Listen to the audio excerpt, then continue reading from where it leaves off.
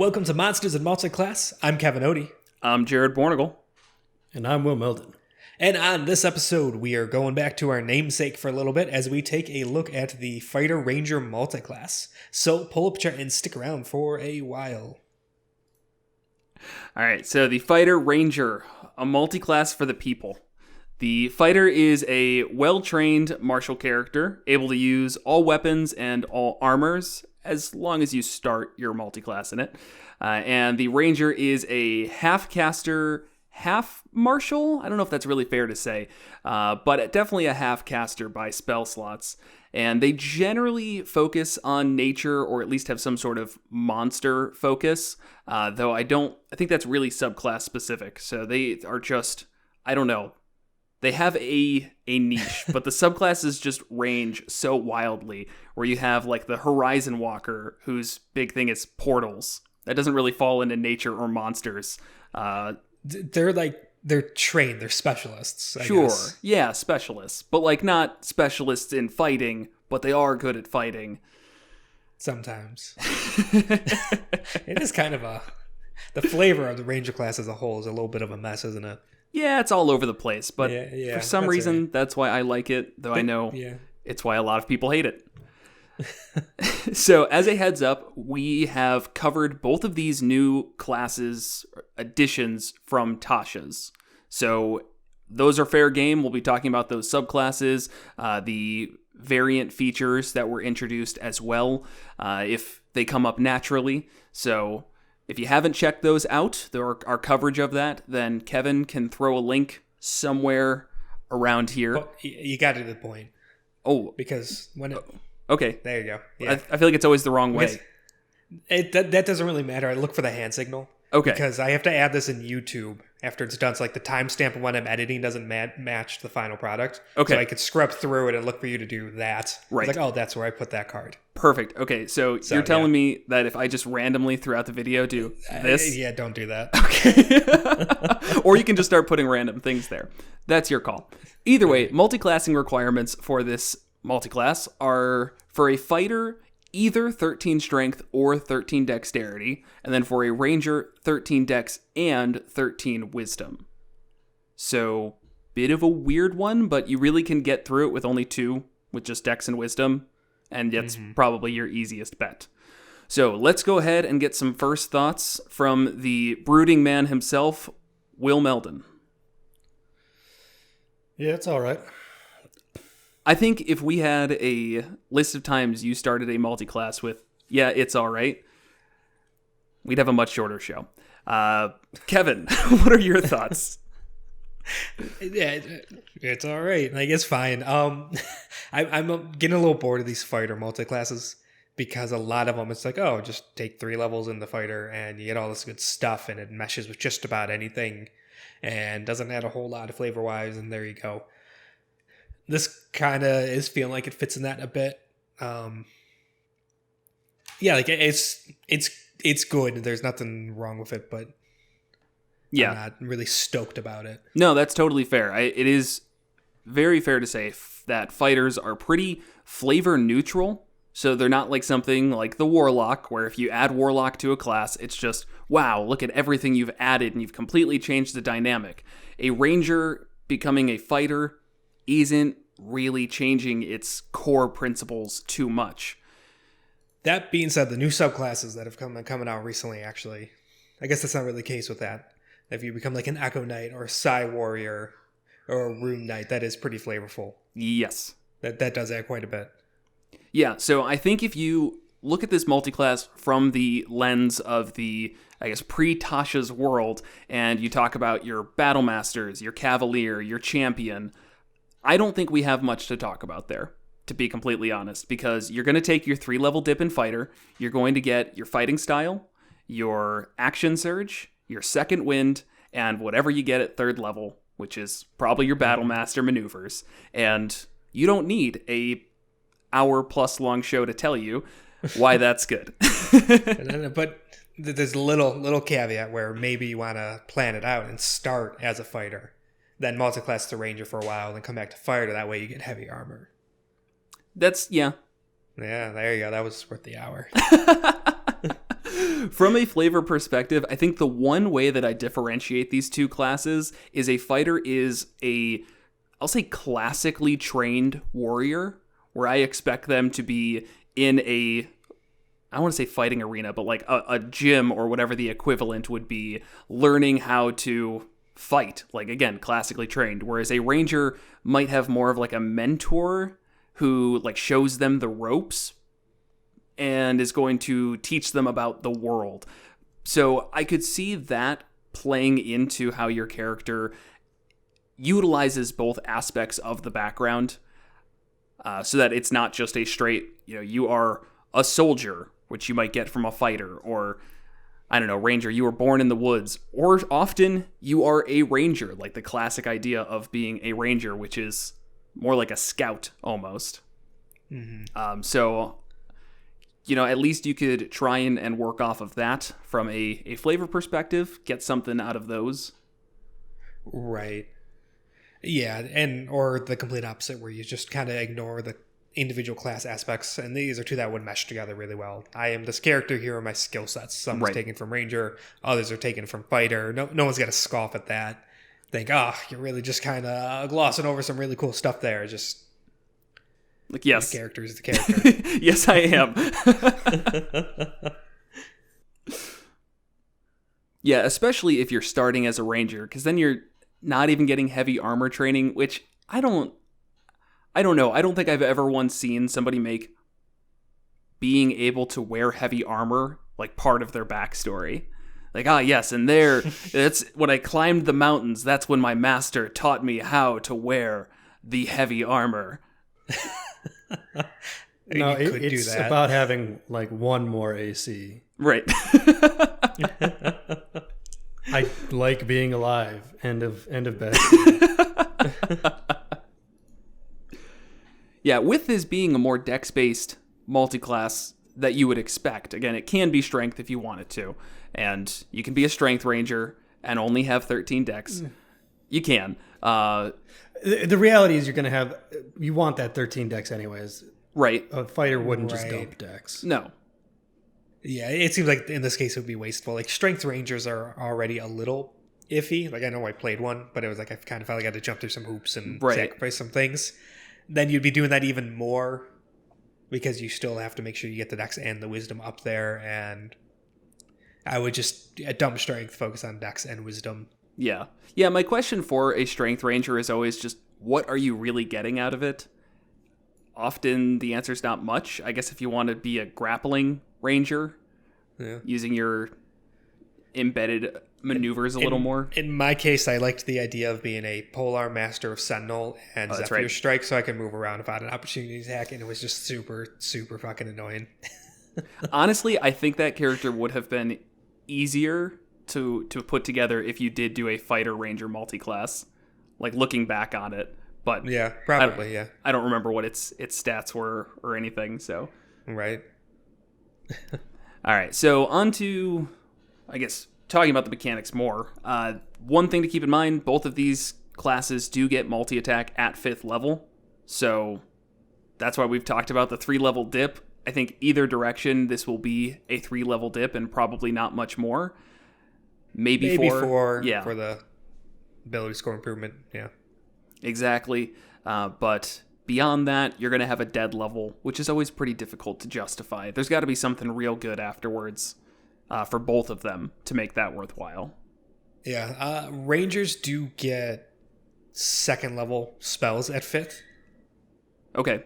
Which is nice. I mean, so it's not completely dead, like the extra attack is wasted, but if you're multi-classing, I guess you wouldn't, at that point, get 2nd level spell slots, but you could get... No. Because it's half, right? If you were... Oh, yeah, never mind. You're not ranger. combining spell slots. Yeah.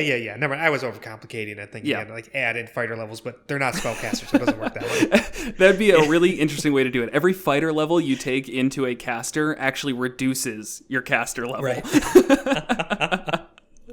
Yeah, I had things backwards in my head. I knew you would. You should be punished. You should be punished for trying to be a gish. Yeah, stop gishing. One thing that is really nice is with the optional ranger feature, the foe slayer, or I already forgot the name of it because it's new. Favored foe. Favored foe, yes.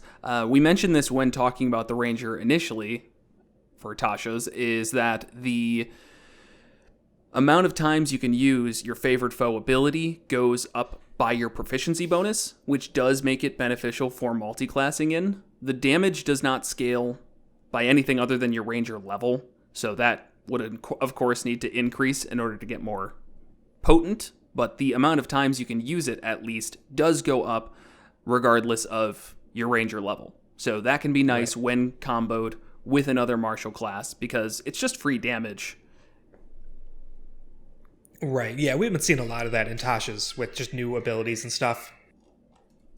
Doing it off of proficiency bonus, which is always character level, not class level, so a lot of that going on. In regards to talking about the optional class features, with making a fighter ranger multiclass, I would think you would probably just take all of the optional class features.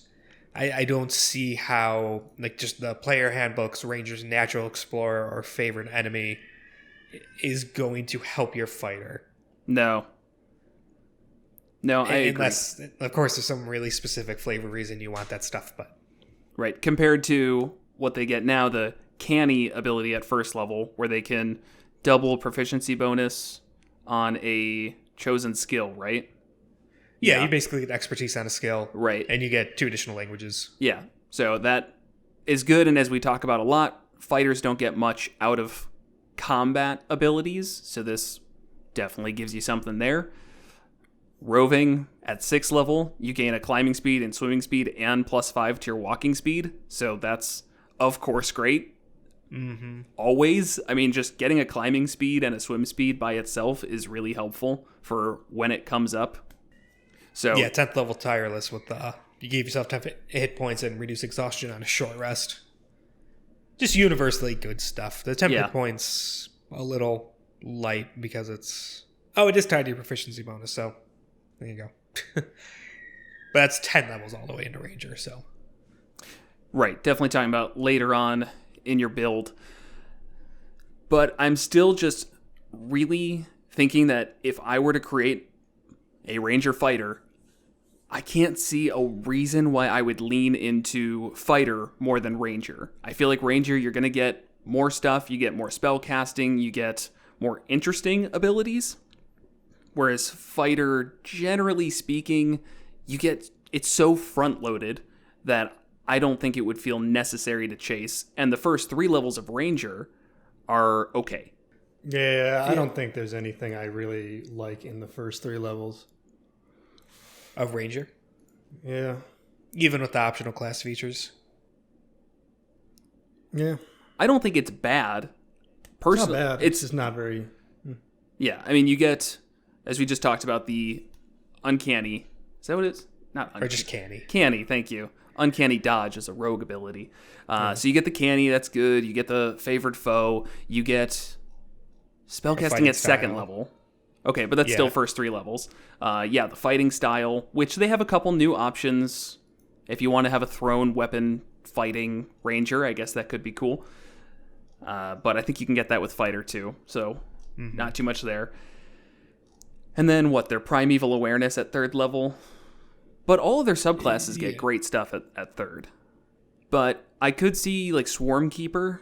That is a pretty good 3-level dip, where its ability is just, like, free extra damage every single round, and also some crowd control if you don't want to do the damage. So if you remember, it's, 1d6? When you hit somebody with an attack, you can do, like, an additional 1d6, or you can push them in a direction, or you can shove them to the ground, basically. And that works really well with Fighter. So I could see going 3 into Swarm Keeper and then 17 into Fighter. The only downside is that Swarm Keeper, super cool, and Fighter, not as cool. So, like, you're leaning away from the flavor. I mean, sort of. It depends what you're trying to play. Yeah, and if it comes up naturally in game. Yeah. If you're like level 10 as a fighter and you find a swarm of bees. Then you get covered in bees. They just never leave. You know, a natural progression to your D&D character. And again, the new fighter stuff is extremely flavorful. Yeah. Like, yeah, being a ranger and then taking that 3-level dip into Rune Knight. It's so you get another fighting style, you get action surge, you get second wind. Then with Rune Knight, you gain some proficiencies. Runes. Then you get two runes known, which are just permanent. Yeah. You just have those. And Giant's Might, where you can increase your size and advantage on stuff and do extra damage. Yeah. No, Rune Knight is definitely a contender for, I guess, the flavor of it too. Because if your ranger was like a giant killer, maybe, I don't know, because Right. Rune Knight is very much so like an understanding of the giants, and it seems like I guess I wouldn't expect somebody who's a Rune Knight to go around wanting to kill giants, but it could be that you are collecting their knowledge and you still hate them, but man, they've got some good stuff. Right, kind of use Or you their could just stuff not against have them. a position on giants and just be an expert in them. Yeah. Like, do you think Yeah. Steve Irwin hated crocodiles? He was the crocodile hunter, so It was, and it misled people. I think he loved crocodiles and he knew everything about them. You could do that with a ranger. you do have a good point, because a lot of times, even using that hunter idea, you see in media when somebody's a hunter, they always talk about you have to respect the beast that you hunt. You know, so it's not a matter of them hating it. They just recognize that giants do end up destroying towns. So And that takes a really different turn when it's like an intelligent, sentient Yeah. humanoid. it does, yes, but this is the D&D They're world. also, we haven't done an episode on them. Giants? No, we have not done the big giant No. episode Yeah. yet. We keep teasing it. Yeah. So much friggin' I don't know. I feel like it's easier to swallow, and maybe this is a controversial statement, but it is easier to swallow people hunting wild animals for game and saying, yes, you need to still respect them, versus hunting like a giant for game. And Yeah. Well, it's not so much for game. It could very well be for out of necessity. Or you could just be an expert in this Nice. and not focus on the hunter thing. You could be stealing their treasure and stealing their lore and all that kind of. That would actually be a really lucrative lifestyle because It would. they are huge. So they're probably pretty easy to rob because their doors would have bigger gaps in them. It'd be, you'd want to be an expert though. So you I'm could just- listen to their giant ease. Do you have to like pull out a giant lockpick set? Like your normal small one doesn't work, so you need like a No, you just crowbar. crawl through the lock. And then yeah. Do you think That's how giants? big they are. Do you think giants hire locksmiths that specifically put in like small folk proof locks? It's like, our small folk They're just not keep crawling that through. big. Yeah, no, we are totally exaggerating. Of course. Yeah, I think the biggest ones are like storm giants, and they're like 12 feet tall. Yeah, so Which 15. is crazy. That's, no. They're 12 15. feet tall is how tall most people are in the world. They're 15 feet tall. I think I looked this Yeah. up recently. Which is like crazy, but that's not like so big you're gonna crawl through their locks. Probably not. No. Still going to use a crowbar to pick the lock, though. Right. So I see the Rune Knight, I think, would definitely be a great one. What type of ranger class would that mesh with? I mean, there is the hunter that I was saying, but you don't need to hunt them. Right. There's also Monster Slayer, which is still just killing giants. Right. I mean, or yeah, any of the other ones, it's not so much where it's like meshing like that, where you could just kind of make it work. Like you're the Gloomstalker or Ranger, and to augment your abilities, you learn the secrets of the giants. Yeah, you And could do it's that. just, I don't like it you that know, much. Yeah. I think the only one I like Same is with Beastmaster. Maybe you have a giant cat. as your you know that beast. has no relation to giants, right? It's a giant cat. Yeah. So I think I'd probably like the hunter above all on that. Yeah. Seeing as it has I mean, that would be a giant good killer character, in too. as one of the features. Right. Yeah. And I mean, the hunter is one of the more solid ranger subclasses. Definitely. A lot of fun stuff you'll be able to do. And given its very heavy martial focus, I mean... Right. Yeah, which the Rune Knight augments. But just fighters in general, but yeah. So another character concept I was thinking of is what I will call the portal jumper. Echo Knight and Horizon Walker. And you just, instead of using the Echo Knight's flavor of it being like another part of you in time, or you can keep that, I don't know, or even its connection to Dunamancy, you just instead literally like rip a portal and summon this other version of you. And then there's all these things that fit into the mechanics of both Echo Knight and the Horizon Walker of teleporting and, you know, fighting through dimensions basically. And it's not going to be the most crazy damage build, because the only thing that really adds damage is the Horizon Walker can do a thing where they spend a bonus action, turn all of their damage into force damage, and add a d8, which is good. I mean, that's extra damage. And the Echo Knight can make an additional attack up to their Constitution modifier per long rest. Okay, that's like going to be 2 or 3 attacks, maybe, per long rest. But I think it would be fantastic for positioning. I mean, you could just be bouncing around the battlefield, and you'd be very tough to even hit unless the creatures had ranged attacks. So does the Horizon Walker actually get teleportation abilities? I mean, they get Misty Step at 5th. Right. I mean, that's a spell they have to cast, which is pretty limited. And then they get Etherealness. Distance strike at 11th. Which is 10 feet every attack. Right, so that definitely comes in later. I was going to say the Ethereal Step is more just flavor, but you are basically like going into another plane, and then you can move on that turn. So it is it's supposed to feel like, again, portal jumpy. Right. But it is a bonus action, and the Echo Knight transportation is also a bonus action, right? Correct. Up in front of me. Yeah, Etherealness is, I mean, that's like an extended version of it, but that's only once per short rest anyways. Yeah, I think the big amount of the teleportation would come from the Echo Knight. Yeah. It does make it feel more fitting. Like, I always kind of feel like the Horizon Walker is lacking in that. Yeah. Which is like, that should be its thing, to poof all around the battlefield, and it doesn't really get that till 11th level, and it's only 10 feet. Yeah, not too impressive. Yeah. It's nice, though, that distance strike, though, at 11th doesn't take anything. It's not like your bonus action to do it, so that's nice. Yeah. So I like that concept a lot, to the point that I would probably want to play that character, and I've never once wanted to play a Horizon Walker because it just has not interested me that much. But it would be really nice to be able to just, I don't know, you do your bonus action, which puts the Echo 30 feet away. That can be vertical as well. So you want to put it up in a tree. Great. And then next turn you just swap with it.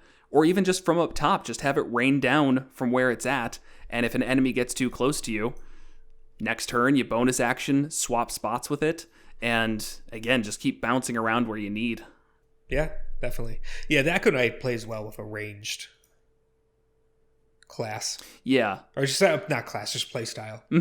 Of keeping you out of the fray and stuff like that. I don't like how front-loaded the Echo Knight is. It's just too much. It's a lot. You're right, but you can like you just take the 3 levels of Echo Knight, and suddenly Horizon Walker seems fun, which is, I don't know, that's not very fun, but it works. Do you want it to stay bad? Horizon Walker? I can't just say yes, I want that to be bad, but kind of, I don't know. Sure, okay. Yeah, I mean, the first 3 levels, it is just from the fact that you can attack from your Echo. That's like the big thing. And you're locking down more of the battlefield. Right. Well, and you have your Echo. Which can just take some damage. And you can just bring it back forever. Every single turn as a bonus action. You will be... with it. And... I think what will be important to keep in mind that almost makes this better for me, just because it's less strong, is that as a Horizon Walker, you always want to have your bonus action available, because that's how you add a d8 of damage and make your damage force, which is, as we all know, like the best damage to have because barely anything resists it. So you will be kind of fighting with the Echo Knight ability. You want that to stay up for as long as possible, because if that goes down and you need to bring it back up, you're not getting your D8 damage. Right. So it would be a bonus action heavy class for sure. Yeah, and then throw in Hunter's Mark, which is kind of that staple of Rangers. Yeah, bonus action to get up. Yeah, it may make the favored foe a lot more worthwhile because that does not take a bonus action. It's just when you hit, you can pop it down. It's just less damage. But if you don't have a bonus action to spare, well, I'd rather put that up than use my Hunter's Mark. Potentially. Right. I don't know. That's always hard to say because Hunter's Mark is on every attack. Whereas... Right. And also, you could do both Favored Foe and Hunter's Mark. They could stack. No, one's concentration. They're both concentration. Is it? Yep. That's why Favored Foe's as if... Right. Okay. That's why we yelled about it for 20 minutes on our Ranger episode. Right. Yeah. So it's like you could do that until you have a bonus action to spare. But at the same time, Hunter's Mark generally is best if it's used at the beginning. Right. So a bit tough. I got another one. Oh, go ahead. I was saying in terms of stuff that doesn't really work. Eldritch Knight and Psy Warrior, I think, should just be avoided with this because then you're having a reliance on intelligence. Does Psy Warrior? Where does Psy Warrior rely on intelligence? A lot of their stuff is boosted by intelligence, isn't it? Ah, yes. Yeah, the protective field is plus your intelligence modifier. Right, your Sonic Strike is the dice plus your intelligence modifier. Oh, yeah, that's right. Stuff like that. That's right. Okay, Telekinetic Thrust, your saving throw with that is 8 plus proficiency plus intelligence. That's if you get it to 7th level anyways. Right, yeah. Because I feel like that's good. You're chasing it down an alleyway. You got wisdom, you got dex, now you got int. Right, and you don't want to dump con. Never dump con. You'll always regret it eventually. So I think it could be cool, like the psionic fighter, who's then one of the more flavorful ranger ones, and figuring out how you want to mesh that together and stuff could be really cool, or how you add the psionic flavor to the ranger abilities. But yeah, unfortunately, I don't think it's going to work out that great. There's not a psionic ranger yet, is there? No. See, that said, I was thinking that a Psi Warrior and a Ranger Swarm Keeper would be really, really cool. Just because you can control your bugs. It's like, instead of it being so much or as mutual as it is with the Swarm Keeper, it's more of like you are using your psionic powers to control a swarm. And that's just really cool to me. And Will, you're giving me that look of like, but that's the point of Swarm Keeper. The Swarm Keeper is supposed to love his swarm. Yeah. A, you're killing the flavor. B, that'd be really cool if you could control bees with your mind. Okay, so I'm not killing the flavor. I'm enhancing it. Jesus, yes, I'm enhancing it. Let's just go with that. Pray I do not alter the flavor further. And if you only took a 3-level dip, let's say that your intelligence was 10. So you're still going to get your psionic energy dice based on twice your proficiency bonus, which is good. And if you were just doing your psionic strike, you might not be getting a plus to your intelligence modifier, but you are getting extra damage that doesn't take a bonus action, it doesn't take a reaction or anything like that, and it would be a d6. So you get to add a d6 a bunch of times a day. Yeah, that is true. And with Psi Warrior and specifically with Sonic Strike, you could then mess with Ranger. You could really create a character that just gets to add a whole bunch of dice. Yeah. Because you get your Psionic Strike and then Ranger with Hunter's Mark or Favorite Foe, depending on what you're doing there. And then so many of the Ranger subclasses have ways to also add dice. Yep. Go Hunter with Colossus Slayer and you're also adding a D8 on everything. So it's like you hit someone with a longbow, which is a D8, and then you Psionic Strike it, which is a D6, and then you Colossus Slayer it, which is another D8, and you Hunter's Mark it, which is another D6. Yeah. Yeah, so your crits are going to be great, though Yeah. we have not gotten official word on this. I contacted Jeremy Crawford directly, and by that I mean I tweeted at him. Psionic Strike may or may not double on crits. I am leaning towards it doesn't, rules as written, because it says the damage is supposed to happen after the attack, not as part of the attack. So that's a whole thing that we said in our fighter episode specifically that it does double, but... And someone immediately called us a liar. Yeah. And they might have been right. And they might have been right. I think so. Wait, again, I was really hoping get some official word on that. Now, as written, like if you just interpret the words on the page, which is crazy thing to do. But, it really does make it sound like it should not crit. It's extra damage applied after the attack, which would not crit. It's not part of a roll. But just from a design perspective, I don't know why they would do that. That's where I get hung up, where I think it's just like a misstep in wording. Like, I don't know why that choice would deliberately be made, where like this specific D6 can't crit. Well, let's look at the Swarm Keeper, where for them, it's once on each of your turns, you can cause the Swarm to assist you in one of the following ways. Immediately after you hit a creature with an attack, the attack's target takes 1d6 piercing damage from the Swarm. Would that crit? Because it says it's after the attack. It doesn't say as part of the attack. So to me, that doesn't crit. I don't like this. This feels like they're Everything going crits. in a new direction where they don't want stuff to crit. Right. It's like they just want the Paladin to be the crit god. I was going to say, but the Paladin smites still crit. Without a doubt. There is no sneak attack, That's smites, very clear, yeah. those crit. No questions asked. So I don't know. The I flavor guess of the with swarm that- is also a little different. It's like you It attack is. it and then your bees attack it. The fighter psionic thing, you propel your weapons with psionic force. Yeah, and then you whip them And then with they your mind. completely throw it out of the window and it's Right. like, oh, but it happens after. It's like, Yeah. okay, that's... It feels like a mechanical choice over a flavor one for sure. That said, But yeah. it's still cool. Given that, the entire class is ruined. It's still cool to roll a bunch of different dice, and the Swarm Keeper's 1d6 piercing damage would not step on the Psi Warrior Psionic Strike, because they're different, they don't take a bonus action, they're just a thing that happens after the attack. Right. So I like the idea of rolling a bunch of different dice. That is definitely awesome. Right. You're like, Yeah. Or, your long sword's a then, like, D10, and then D6 from this, a D6 from that, goes up to a D8. You're just like, every turn I roll a D10, a D6, and a D8. Let's see where it takes me. yeah. To complicate the crit thing further, favorite foe, it says the first time on each of your turns you hit the favorite enemy and deal damage to it, including when you mark it, you increase the damage by 1d4. So that clearly crits. Yes. And that was written in Tasha's along with the Swarm Keeper and the Psi Warrior. And it's like, all right, why wouldn't they use that same wording then?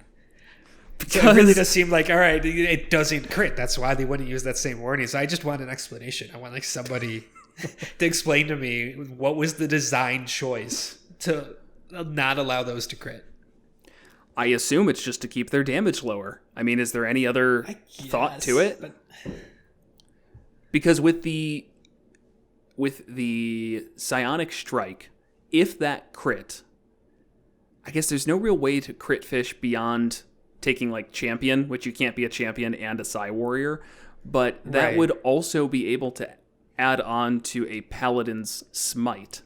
So any of your fighter Paladin combinations are now going to have, I guess, the chance for even bigger crits, and they're already like, hey, Paladins are getting out of hand, so let's not let them combo with all this stuff that adds dice. I don't know. right. I got nothing. Yeah. All I can think is just damage balance. Whether or not it's justified, that's up to the nerds to decide. Yeah. All right. We can move on from that though. Can we? In terms, Are you sure?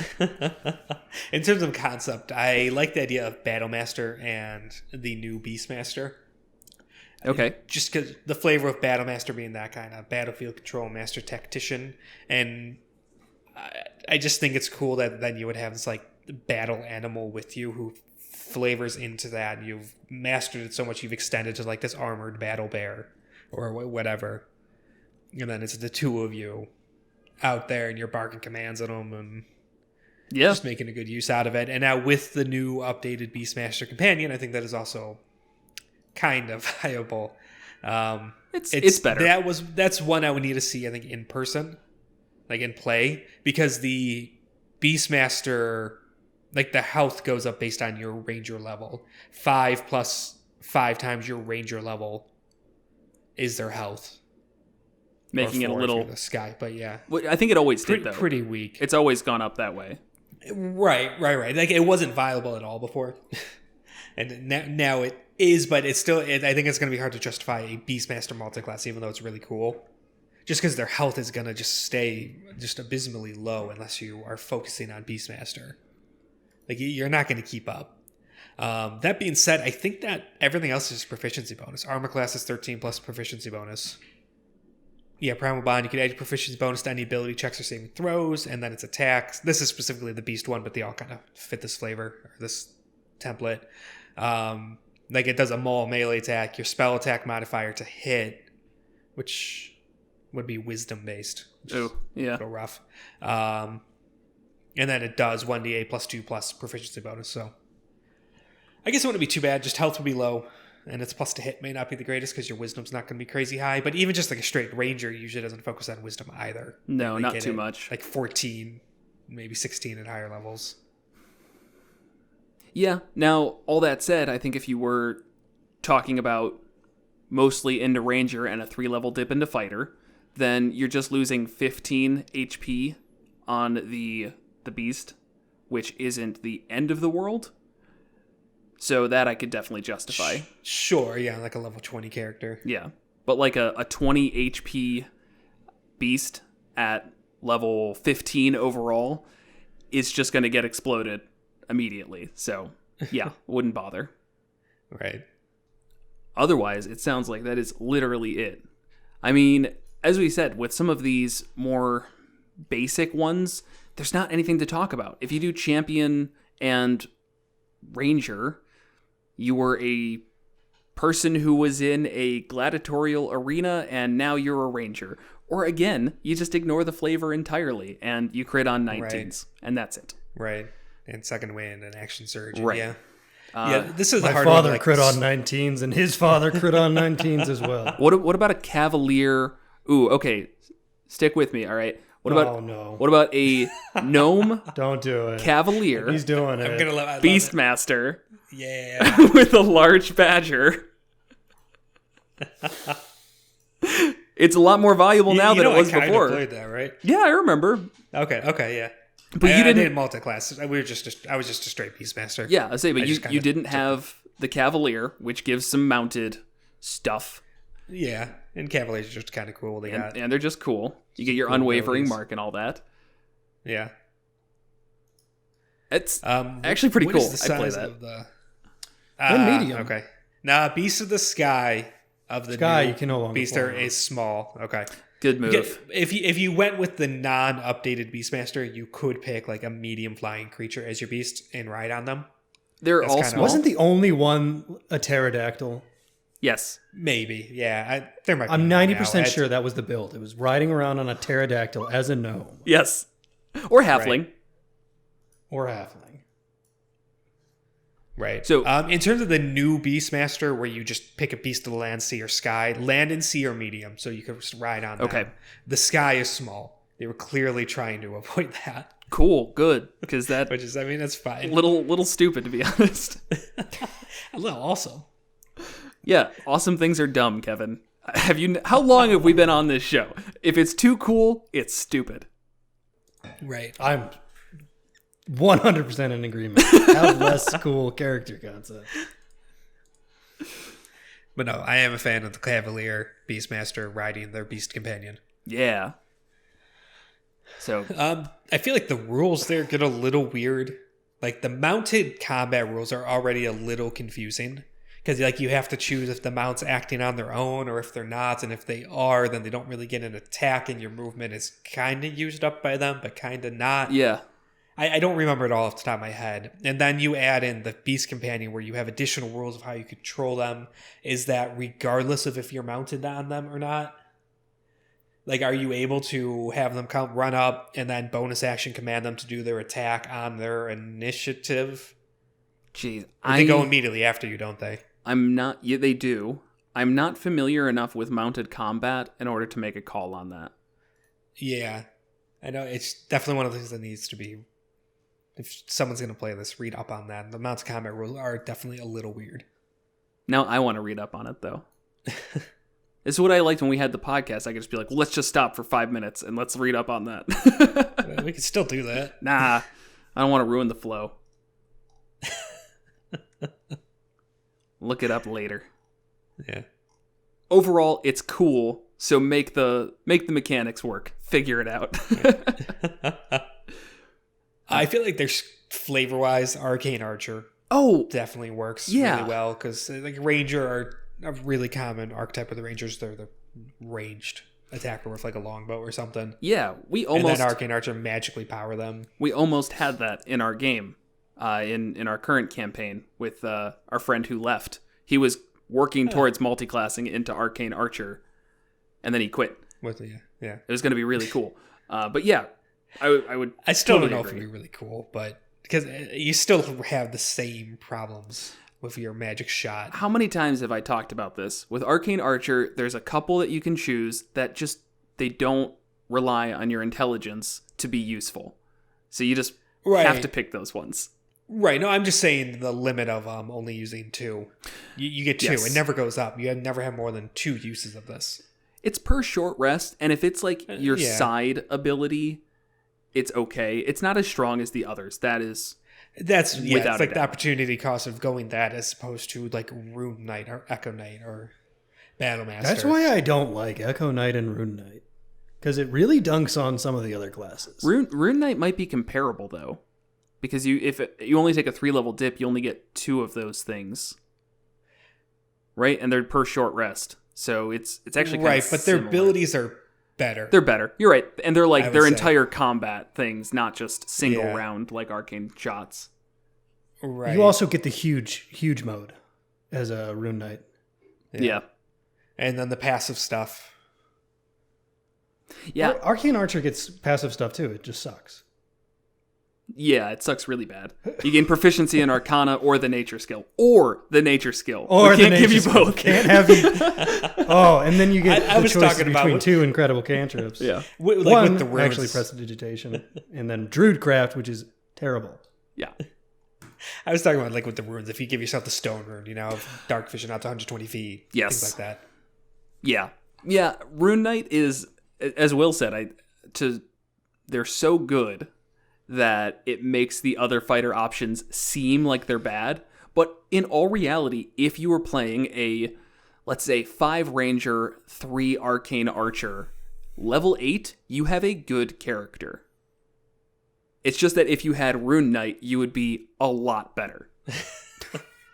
Right. It's not fair. It's crazy. But if you think it's cool, I don't think you're going to be a detriment to your team. No. Which is what's really important to me, because at the end of the day, if one character's super good, the DM is just going to have to balance things around them anyways. So do it. Go for that arcane shot. Yeah. And don't take any that rely on the save.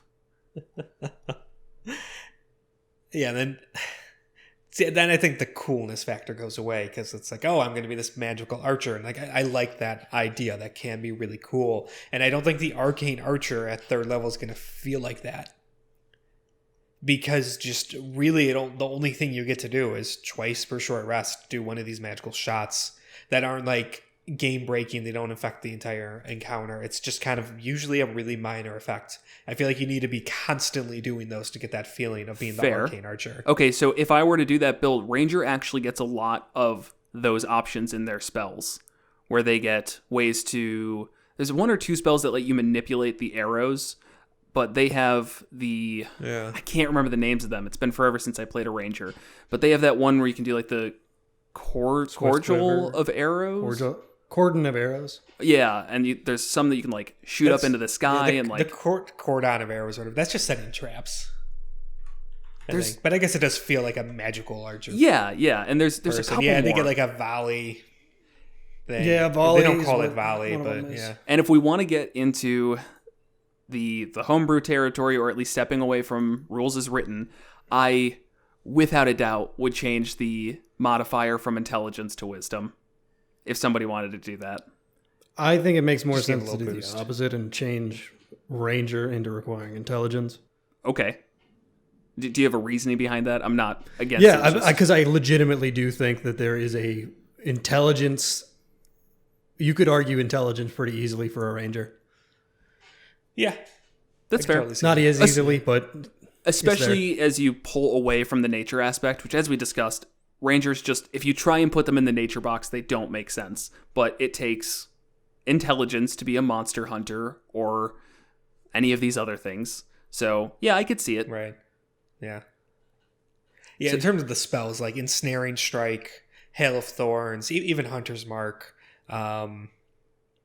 all make a lot of sense. That kind of have that arcane shot. And I think it's something that Arcane Shot is actually missing. So to me, it makes Arcane Archer, the Arcane Archer subclass more interesting, as you can do what you were talking about. Like, that's the flavor that the Arcane Archer lacks, is all the consistently doing stuff. Here's a way to consistently do it. Yeah. Conjure, Barrage, Flame Arrows, Lightning Arrows. Cool. I could not remember if these were real. I was like, was this a fever dream that these spells existed? Nope. They're there. And then there's the big one, Swift Quiver. Where that's not till 5th level, so it's 17th level ranger ability, but that's like their big kind of capstone magical archer spell. So I don't remember what that one does. hey, that fits with our 3-level dip. It does. Well, Oh, it okay. does, yeah. You're not going to go into 18, 19, or 20 for ranger. You're not. So that's why it's No, the of perfect course not. class. That's to silly, sub out. yeah. That would be a fantastic the- bitterness bounce. Yeah. Swift Quiver is the one where it transmutes your quiver, so it produces endless supply of non-magical ammunition, which always just leaps into your hand. On each of your turns until the spell ends, you can use a bonus action to make 2 attacks with the weapon that uses the ammunition from the quiver. And each time you make a ranged attack, your quiver magically replaces the piece of ammunition you used with a similar piece of non-magical ammunition. And they disintegrate. That's not really important, but You get 2 basically extra shots. with the bonus action. So you can do like 4 shots around consistently. That works really well with Hunter's Mark already up. Is that concentration? It is. They're both concentration, yeah. So I don't think that's that good. 2 extra It's 2 attacks. That's a lot. Forever. I mean, that spans the primary things fighters get from level 11 to 20. Yeah, as a 5th level spell, though. I don't know. It just seems like Yeah. a lot to put into it. I mean, rangers don't get much else at 5th level spells. Commune with Nature, Zephyr they get Strike. to Conjure Volley, Steel Wind Strike, Steel Wind Strike, sorry. which I think the Swift Quiver with the minute-long duration will probably end up being better than Steel Wind Strike, and it's the one-time cast. Doesn't Steel Wind Strike do like 5d10 damage if you hit the attacks or 6, something? yeah. It's nuts. Yeah. Don't get me wrong. No, I'm going to disagree. I think that's better than 2 extra attacks that you can't use Hunter's Mark with. There's other stuff. There's plenty of other Rangers things I can add to each hit. But then even flavor-wise, nowhere near as cool. It's somewhat cool. No, not even close. But that's because Steel Wind Strike is the dumbest weeb thing that has ever existed in this game. Shut up, man. It's cool. It's so cool. Yeah, it's cool as hell. Except when you miss like all your ninja attacks. You're teleporting that's through space. Doosh, doosh, doosh, explosions everywhere, and then you miss like more than half of them. Yes, that is extremely embarrassing. And in that case, you'd be better off with... Really, there's a lot of times you'd be better off with the arrow spell that I keep forgetting the name of. Yeah, Swift Quiver. Swift Quiver. Also, Steel Wind Strike is a melee spell attack, Mm-hmm. which is relying on your wisdom. Yeah. Oh, okay. And Right, that's how that works, right? Melee spell. well, no, because You then just Booming Blade would rely on your... I don't know. No, You don't need a Booming weapon Blade for says it? that, yeah. It's just like... For Steel Wind Strike? Yeah. No, you do need a melee weapon worth at least 1 silver. Well, then that's just a little confusing. But if it is It a confusing. a melee spell attack, then yes, it should use your wisdom modifier. And I'm actually pretty sure it does, because I did have... Compared to Booming Blade, Booming Blade has you make a melee weapon attack, not a melee spell attack. Right. And if we're talking about a single target, then Steel Wind Strike does fall apart a little bit, as those have to be against different enemies each attack. Mm-hmm. So, if you have your one big demon lord, I would much rather have 2 extra shots to just keep pumping it out, keeping that damage going. Right. And, as an Arcane Archer, it lets you burn through those class options even quicker. Get rid of them in 1 turn. Nothing like using your entire short rest ability right away. Yeah, no, like thinking about it, looking at it, it's Arcane Archer actually makes a better multi-class dip than it does a full class. Every time. Because the issue that you run into is you get 2 things ever for the entirety of play. And now it's just your dip. And it takes until 18th level for your arcane shots to improve. And you don't even get more. They just do more damage. Which is ridiculous. And not like a substantial amount more. No. Well, some of them. But there's just too many dead levels. It is a dead subclass. So that's a good dip. I support that dip. Cool. Good. Worried we wouldn't get your approval on it. Anything else? All right. Nope. I got nothing else on the Fighter Ranger. Will, no Purple Dragon Knight multi-class that you want to pull out of your pocket? Purple Dragon Knight! Being the beast. My heavy purple Rhino Knights! Kevin, you can't ride Mr. Bear. No. I'm not playing that angle. He'll just attack things. He's too sweet. More like mildly inconvenience them. He'll just try and jump on their laps, where they're like, "No, we're in the middle of a fight," and he's like, "No, give me attention. Come on." Right? It's using the help action. It's a legitimate strategy. He'll use the help action. He'll proc sneak attack for the rogue that I've of course multi-classed into with us. Yeah. Bear. Damn, he's really all over. See, someone could have just done sneak attack on me right there. I love the visual of that, of somebody just like, nope, get out of here, cat, just like picking it up and then just stabbed in the kidneys. Right. Got him while he was petting the cat. Haha. Yeah. All right, well, then that covers it with Ranger Fighter. Then take a promotional minute as usual. If you are not yet, be sure to subscribe to us wherever you get your podcasts, or on YouTube or whatever. Follow us, like, subscribe, those things. If there's anything that you think we missed with the Ranger Fighter, leave a comment, let us know on Reddit. Always helpful. Love those post-episode discussions. And you can also find us on Twitter at monsters_multi. And thank you, as usual, to our wonderful Patreon subscribers. That is Isaac M., Wall2200, Star Shinobi, Sentinel D20, Adam A., and newly welcoming Joe Perry. Thank you so much. Y'all are awesome. And if you want to support the show, go to monstersmulticlass.com/support, where you can find a link to purchase dice from our affiliates, Metallic Dice Games. You can get some sick Monsters of Multiclass merch that Kevin is currently repping. Every episode. Logo. Yeah. A whole bunch of stuff, though. Take off your shirt, Kevin. It's the exact same shirt every single episode. It's just every day, really. It's getting kind of smelly. And you can also find our Patreon, where you can get some show notes and other miscellaneous goodies that get thrown on there. So, thank you all so much. Yeah, thanks for watching.